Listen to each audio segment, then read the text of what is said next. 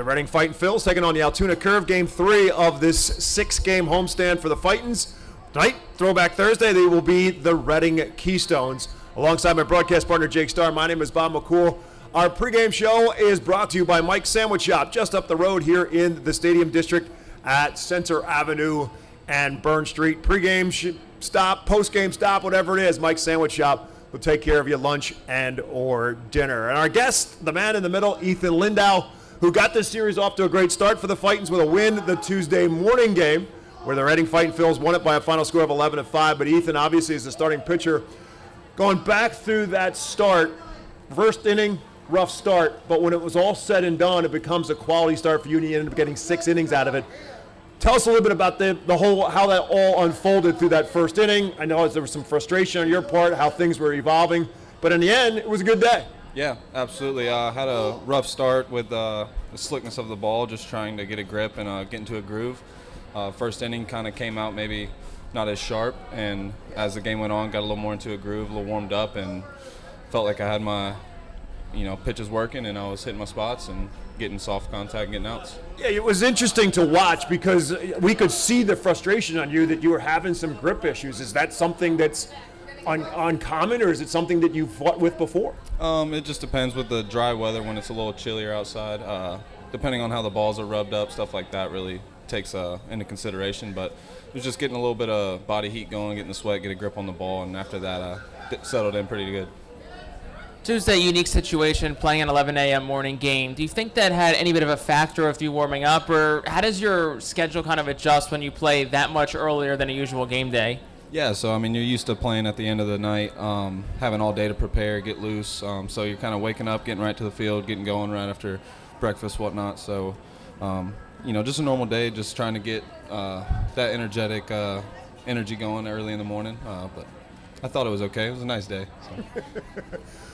You are a very unique commodity in the game of baseball these days, because the game of baseball has changed to a power pitching game. Everybody seems is throwing 95 plus on the radar gun. That's not your specialty, but you have found a place and you have found a way to get batters out, and you do it by, in a lot of ways, just kind of keeping batters off stride throughout the game. Yeah, that's my game. I'm going to hit my spots, put a little wrinkle in the ball, and just try and get soft contact. Obviously trying to work on getting the velo up. I think it's early in the season. It'll come as the weather gets warmer, as I get more into like that mid-season form. But right now I'm just going off my pitchability, not trying to focus too much on that, and do me. Yeah, I've always been just the crafty lefty. So From our vantage point up top, it looks like you like to use that off-speed stuff to play with the batter's deception a little bit, try and make that fastball look a little bit faster. Do you have any sort of way you try to sequence your pitching, sequence that off-speed stuff to help that fastball be more effective?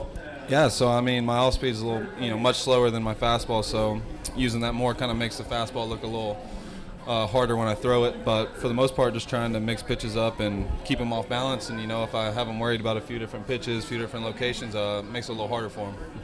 You're watching the pregame show and listening to the pregame show. We are again live inside Tompkins Plaza, First Energy Stadium, and it's presented to you by Mike's Sandwich Shop. And our guest is Ethan Lindow, starting pitcher for the Fightin' Phils. Ethan, you mentioned the words crafty lefty. On the broadcast, I dated myself because I brought up a guy. When you think of a crafty lefty in the Phillies organization, you think of Jamie Moyer.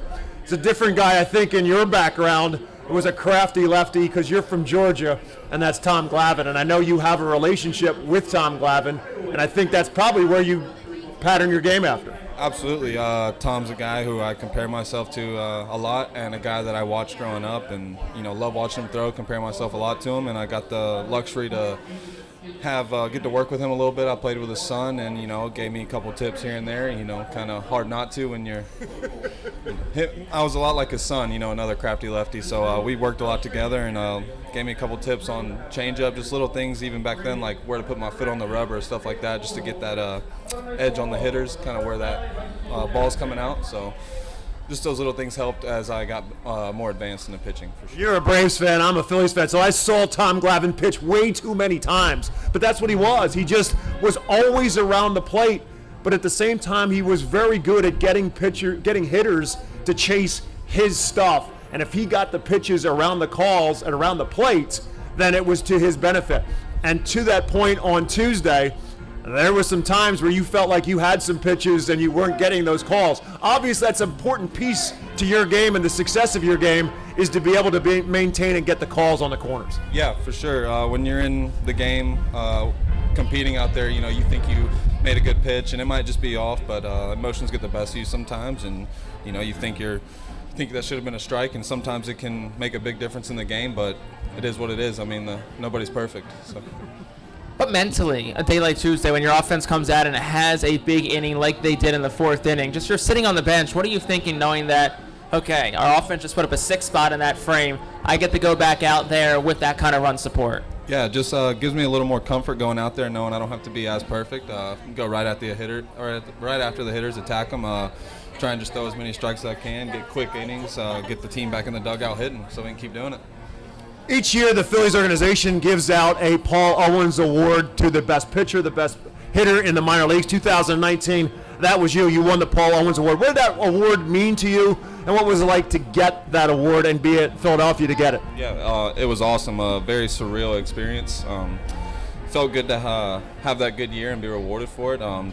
Just really happy to see the Phillies taking care of guys that are working hard. So it was an awesome experience to have my family come and watch a game and, just being rewarded for something like that. I know it's a very special award in the Philly community, and being able to get that reward is pretty awesome to know that. Throughout your time in the Phillies organization, who were some fellow pitchers, maybe some coaches that you've looked up to? Who has served as mentors to you throughout your time rising through the Phillies ranks? Yeah, there's a lot of people. I mean, the trainers wouldn't be here without our athletic training staff, our strength conditioning staff, keeping us ready for every game, keeping us on the field. And, we've had multiple pitching coaches. Brad Bergerson here, I've had him a few years. He's an awesome pitching coach, real supportive, kind of anything you need, lots of knowledge. And had Matt Hockenberry in the past, really good in 19 when I won the Paul Owens Award. So a lot of help with him, working on, cutter, just, attacking hitters, kind of more of a mindset thing. So. A lot of great staff. Travis Hergert, he's our pitching coordinator, does a really good job with the guys, anything you need, or not being too one way with all the guys, so it's good. Obviously, wins and losses aren't what this team wants it to be right now at 5-12, but what is the mood like in the locker room? What's the mindset of this team right now, even despite the bad start? Yeah, we're doing fine. It's early, like I said. We're just getting started. We got a good team in the locker room, a lot of camaraderie with the guys, so I think just a matter of getting things going and getting into a groove, and I think it could be a fun year.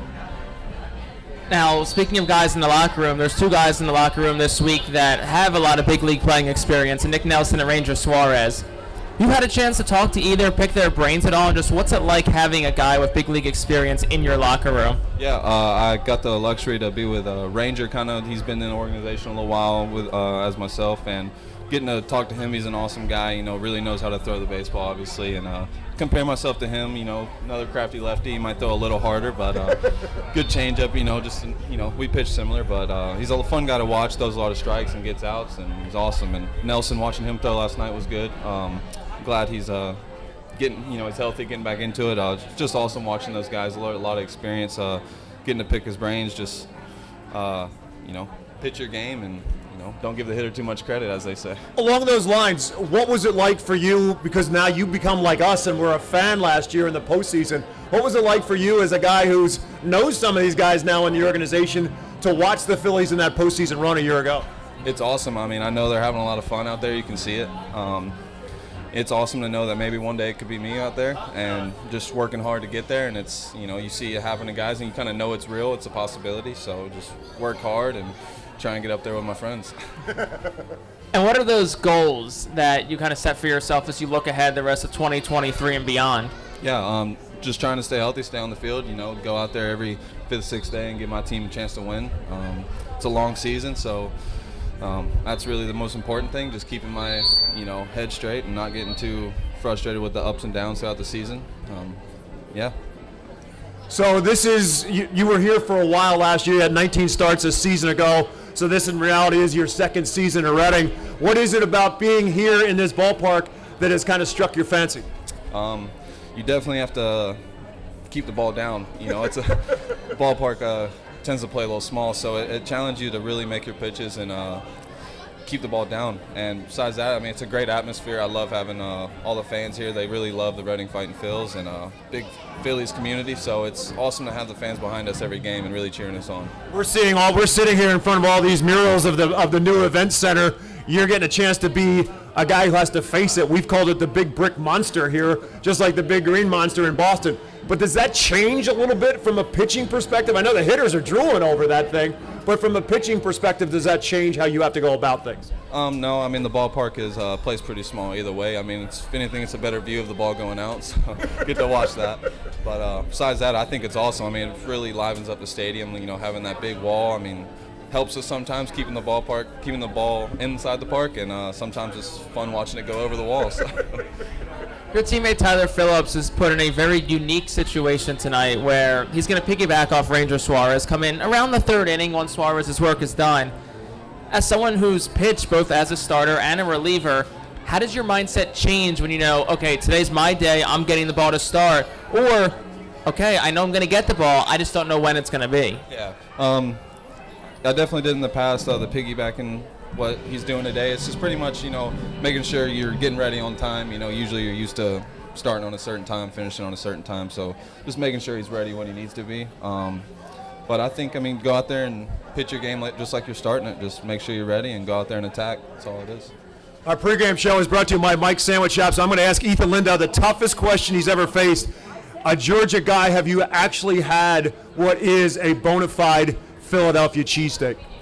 I have, actually. I got to up there a couple times, and it's as good as they say, that's for sure. Well, I'll piggyback with one more from me, and I think I know what the answer is going to be, and I know our fans probably for this demographic are not going to like it. Is it a sub or a hoagie? It's a hoagie. There, good man. That's what we like to hear. And they are available for you right down the street at Mike's Sandwich Shop. Ethan Lindow, thank you very much. The best of luck to you the rest of the season. We appreciate you taking some time out. We're going to take a time out when we get back. It'll be time for first pitch on the Reading Fightin Phils Radio Network.